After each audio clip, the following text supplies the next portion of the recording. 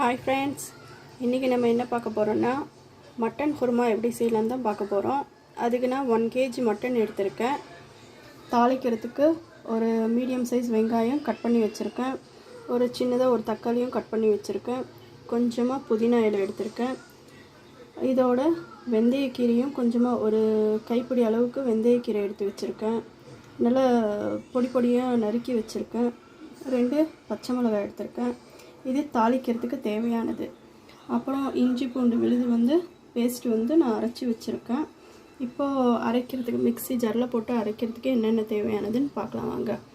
நான் ஒரு medium size தேங்காய் எடுத்திருக்கேன். தேங்காயை கட் பண்ணி வச்சுருக்கேன். ஒரு 4 தக்காளி எடுத்திருக்கேன். நல்லா பழுத்த தக்காளி எடுத்திருக்கேன். ஒரு 2 வெங்காயம் எடுத்திருக்கேன். அப்புறம் கொத்தமல்லி தழை ஒரு கைப்பிடி அளவுக்கு எடுத்திருக்கேன். வாங்க இது எப்படி செய்யலான்னு பார்க்கலாம். முதல்ல மிக்ஸி ஜார் எடுத்து இதுக்கு அரைக்கிறதுக்கு என்னென்ன தேவையோ அதெல்லாம் போட்டு அரைச்சிக்கலாம். இப்போ நான் அரைக்கிறதுக்கு முதல்ல கொத்தமல்லி தழை போட்டுக்கிறேன். அப்புறம் வெங்காயமும் சேர்த்துக்கிறேன்.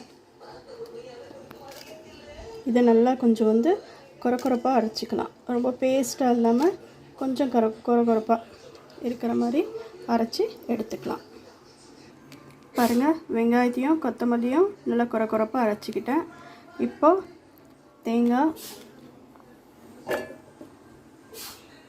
முதல்ல தேங்காயை சேர்த்துக்கலாம். தேங்காய் ஒரு 2 சுற்று அடிச்சுக்கிட்டு அதுக்கப்புறம் தக்காளி சேர்த்துக்கலாம்.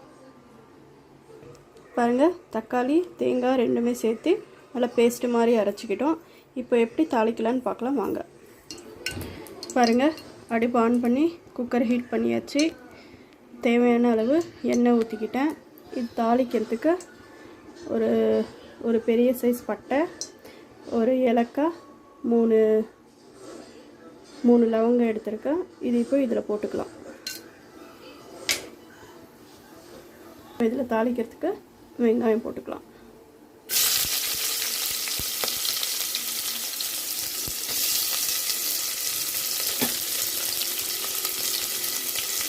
வெங்காயம் நல்லா பொன்னிறமாக வதங்கணும்.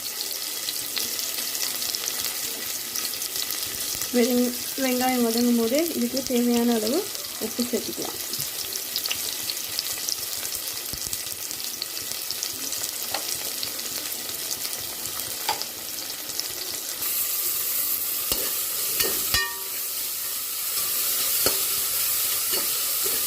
நல்லா பொன்னிறமாக வதங்கிட்டோம். இப்போ நல்லா வதங்கினதுக்கப்புறம் இதில் இஞ்சி பூண்டு பேஸ்ட்டு தேவையான அளவு சேர்த்துக்கலாம். பாருங்கள், நான் இஞ்சி பூண்டு பேஸ்ட்டு 2 ஸ்பூன் அளவுக்கு எடுத்திருக்கேன். அது பச்சை வாசனை போகிற அளவுக்கு நல்லா வதக்கிக்கலாம்.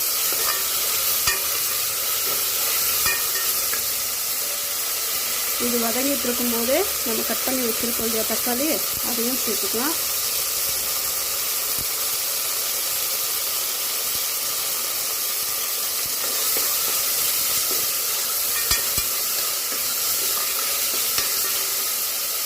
இப்போ இது மீடியம் ஃப்ளேமில் வச்சுட்டு இதுக்கு தேவையான மசாலா என்னென்னு சேர்த்துக்கலாம்.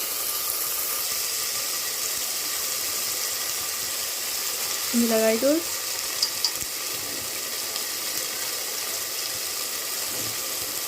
மஞ்சள் தூள், தனியா தூள்.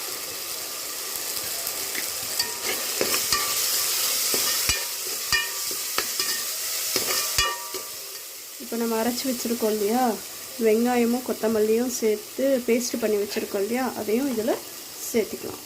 பாருங்கள்,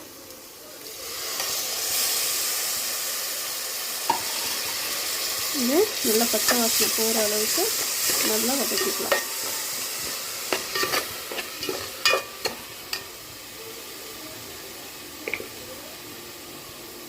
பாருங்கள், வாஷ் பண்ணி எடுத்து வச்சுருக்கோம் இல்லையா மட்டன்னு, அதை இப்போ இதில் சேர்த்திக்கலாம். மட்டன் சேர்த்தியாச்சு, நல்லா கிளறிக்கலாம்.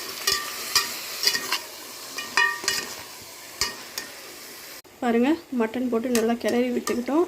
இப்போ இது வேக விடணும். அதுக்கு தேவையான தண்ணி, 1 டம்ளர் தண்ணியை நான் சேர்த்துக்கிறேன். இப்போ இது 5 விசில் வர வரைக்கும் மூடி வச்சிடலாம். 5 விசில் வந்ததுக்கப்புறம் வெந்துருச்சான்னு எடுத்து பார்க்கலாம். பாருங்கள், 5 விசிலுக்கு அப்புறம் எவ்வளோ சாஃப்டாக கறி வெந்திருக்கு அப்படின்னு சொல்லிட்டு. இப்போ இதில் நான் ஒரு மீடியம் சைஸு 2 உருளைக்கிழங்கு எடுத்து கட் பண்ணி வச்சுருக்கேன். தோல் சீவாமல் எடுத்து வச்சுருக்கேன். குருமாக்கெல்லாம் வந்து தோல் சீவாமல் போட்டால் தான் நல்லா டேஸ்ட்டாக இருக்கும். அப்புறம் கேஸ்ட்ரிக் ப்ராப்ளமும் வராது. இதையும் இதில் ஆட் பண்ணிக்கலாம். உருளைக்கிழங்கு போட்டால்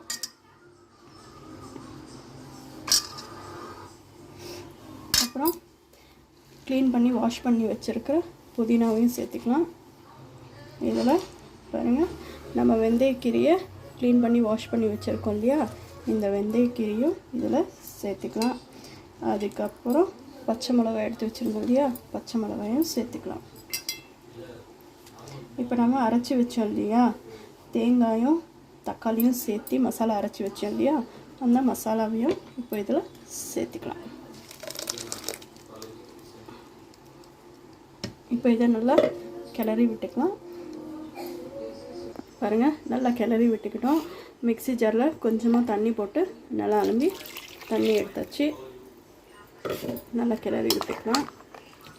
இப்போ உருளைக்கிழங்கு போட்டிருக்கிறதுனால இப்போ 3 விசில் வர வரைக்கும் மூடி வச்சு நம்ம டேஸ்டியான குருமா எப்படி ரெடி ஆகுதுன்னு 3 விசில் வந்ததுக்கப்புறம் பார்க்கலாம். இது அப்படியே வந்து டேஸ்ட் பண்ணி பார்த்துக்கோங்க, உப்பு சரியாக இருக்கா அப்படின்னு சொல்லிட்டு. உப்பு கம்மியாக இருந்ததுன்னா உங்களுக்கு டேஸ்ட்டுக்கு தேவையான அளவு உப்பு நீங்கள் ஆட் பண்ணிக்கலாம். தண்ணி வேகிறதுக்கு எவ்வளோ தண்ணி தேவையோ அதையும் நீங்கள் பார்த்து சேர்த்திக்கலாம். வாங்க இப்போ குக்கர் மூடி வச்சு 3 விசில் வந்ததுக்கப்புறம் பார்க்கலாம். பாருங்கள், 3 விசிலுக்கு அப்புறம் நம்ம டேஸ்டியான மட்டன் குருமா ரெடி ஆயிடுச்சு. நீங்களும் இதை வீட்டில் ட்ரை பண்ணி பார்த்துட்டு சாப்பிட்டு பார்த்து எப்படி டேஸ்ட்டு வந்தது அப்படின்னு சொல்லிட்டு கமெண்ட் பண்ணுங்கள். மறக்காமல் லைக் அண்ட் சப்ஸ்கிரைப் பண்ணுங்கள். தேங்க்யூ.